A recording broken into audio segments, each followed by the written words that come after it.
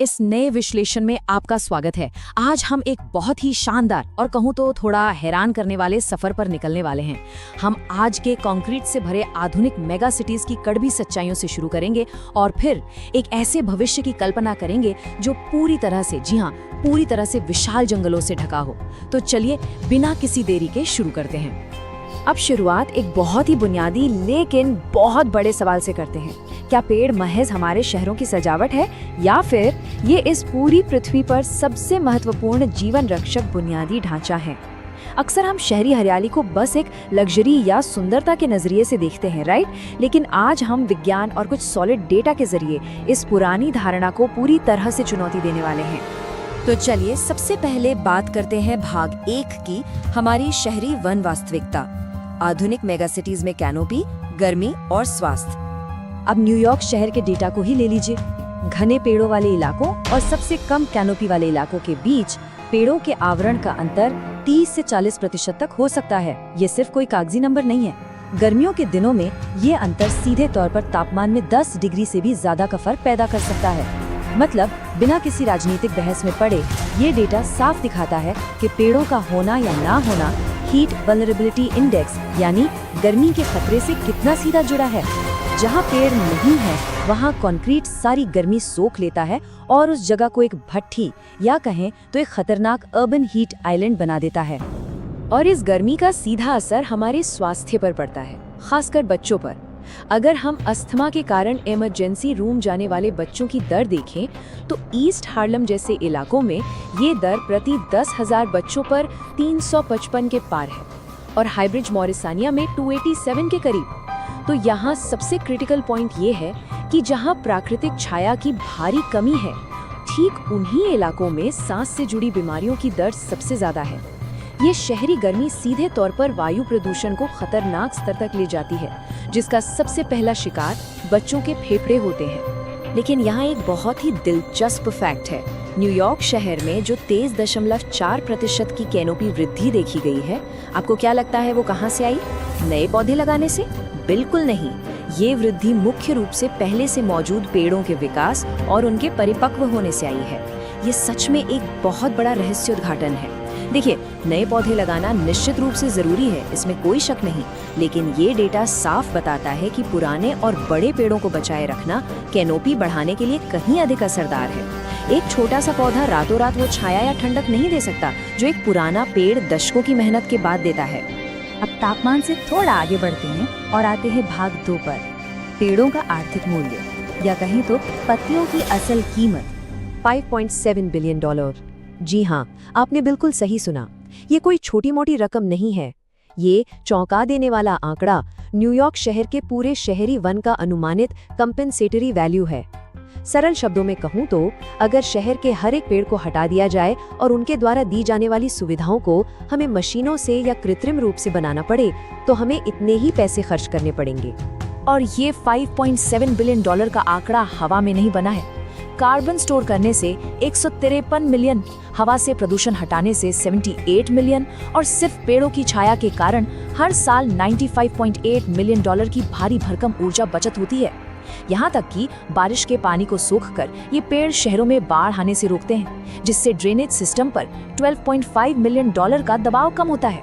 तो सच कहूँ तो पेड़ बस खड़े नहीं रहते, वो एक बेहद मुनाफे वाली पब्लिक यूटिलिटी की तरह 24 घंटे काम कर रहे हैं। तो यहाँ जो बात एकदम साफ हो जाती है वो ये है कि वैश्विक स्तर पर मेगा सिटीज में पेड़ औसतन प्रति वर्ग किलोमीटर $1.2 मिलियन की वैल्यू जनरेट करते हैं। लेकिन जरा सोचिए, जिन इलाकों में पेड़ों की भारी कमी है वहाँ क्या होता है? वहाँ न केवल भयंकर गर्मी जानलेवा बन जाती है, बल्कि एसी और कूलर के अंधाधुंध इस्तेमाल से इलेक्ट्रिकल ग्रिड पर इतना भयानक दबाव पड़ता है कि ब्लैकआउट का खतरा हमेशा सिर पर मंडराता रहता है। मतलब कैनोपी का होना एक विशाल आर्थिक लाभ है और इसका न होना एक बहुत बड़ा शारीरिक और वित्तीय जोखिम।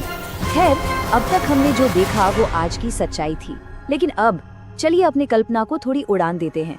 सोचिए क्या होगा अगर हमारी मानव सभ्यता पूरी तरह बदल जाए और ये दुनिया इन कंक्रीट के जंगलों से निकलकर 99% असली वन आवरण में बदल जाए। ये सवाल हमें हमारे आज के डेटा संचालित विज्ञान से निकालकर एक बहुत ही रोमांचक और चरम जैविक भविष्य में ले जाता है। तो स्वागत है भाग 3 में, एक पूर्ण वन विश्व यानी आर्बोरियल एंथ्रोपोसीन। चलिए देखते हैं कि अगर इंसानों को जमीन छोड़कर हमेशा के लिए ऊंचे पेड़ों की शाखाओं पर रहना पड़े तो हमारी जिंदगी कैसे बदल जाएगी। अगर पूरी पृथ्वी 99% जंगलों से ढक जाए तो सोचिए वो जंगल कितना ज्यादा कार्बन सोखेंगे। इसका सीधा असर ये होगा कि वायुमंडल में ऑक्सीजन का स्तर बेतहाशा बढ़ जाएगा। विज्ञान की भाषा में इस स्थिति को हाइपरऑक्सिया कहते हैं, जहां ऑक्सीजन 35% तक पहुंच सकती है। और इसका नतीजा, ये जानवरों की दुनिया के सारे नियम पलट कर रख देगा।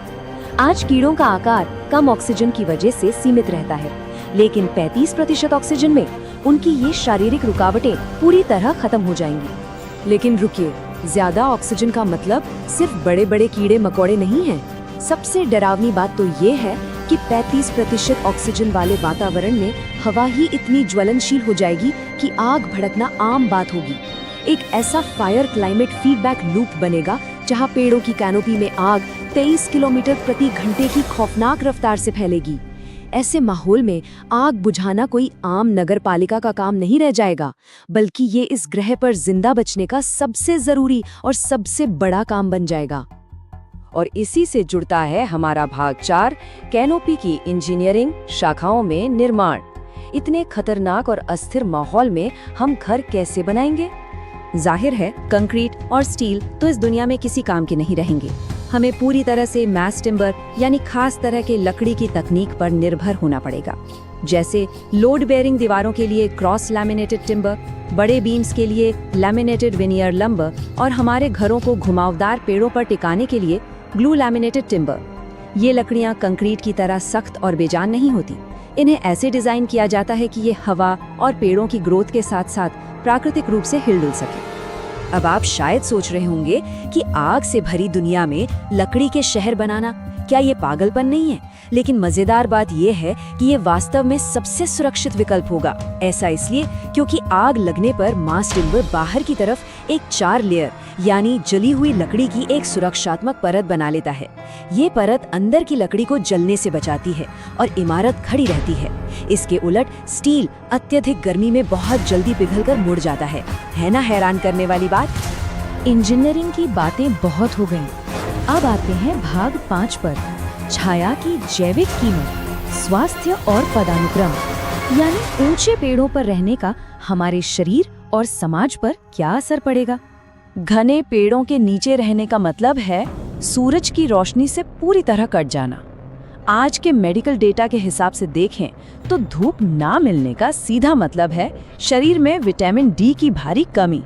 और जब विटामिन डी नहीं होगा तो शरीर लगातार हड्डियों से कैल्शियम खींचने लगेगा। इससे हड्डियां टूटने लगेंगी, ऑस्टियोमलेशिया यानी हड्डियां नरम हो जाएंगी और बहुत कम उम्र में ही ऑस्टियोपोरोसिस का खतरा पैदा हो जाएगा। ये इंसानी शरीर के लिए एक बहुत बड़ा संकट होगा और इसका असर सिर्फ हमारी हड्डियों पर नहीं, हमारे समाज पर भी पड़ेगा। ऐसी दुनिया में सामाजिक असमानता कोई बैंक बैलेंस नहीं, बल्कि एक भौतिक और लंबवत विभाजन बन जाएगी। मतलब समाज ऊंचाई के आधार पर बटेगा। सबसे ऊपर 40 मीटर की ऊंचाई पर वो एलीट और अमीर वर्ग रहेगा जिन्हें भरपूर धूप मिलेगी। उसके नीचे 25 से 35 मीटर की कैनोपी में आम जनता रहेगी और सबसे नीचे 15 मीटर तक की उस दुनिया में जिसे अंडर स्टोरी कहते हैं, वहाँ वो लोग रहेंगे जिन्हें शायद ही कभी सूरज की रोशनी नसीब हो। वो हमेशा एक अजीब से अंधेरे में रहेंगे। चलिए अब इंसानों से हटकर इस अजीबोगरीब दुनिया के बाकी बाशिंदों की बात करते हैं।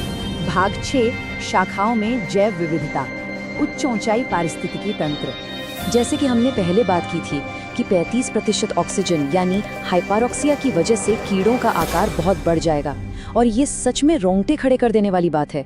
जरा सोचिए, पेड़ों की इस दुनिया में 70 सेंटीमीटर लंबे पंखों वाली ग्रिफिन फ्लाइज और 1-1 मीटर लंबे बिच्छू घूम रहे होंगे। वायुमंडल में सिर्फ एक बदलाव की वजह से प्रागैतिहासिक काल के वो विशाल जीव हमारी रोजमर्रा की जिंदगी का हिस्सा बन जाएंगे। तब इंसान इस दुनिया का राजा नहीं रहेगा, उसे इन विशाल जीवों से बचकर और उनके साथ संतुलन बनाकर जीना होगा। लेकिन ये सब तो भविष्य की बातें हैं। अगर हम आज की बात करें तो आज भी ऊंचे पेड़ों की कैनोपी में पनप रहे जीवन को समझना कोई आसान काम नहीं है। इसीलिए वैज्ञानिकों ने एक बेहद आसान और शानदार तरीका निकाला है।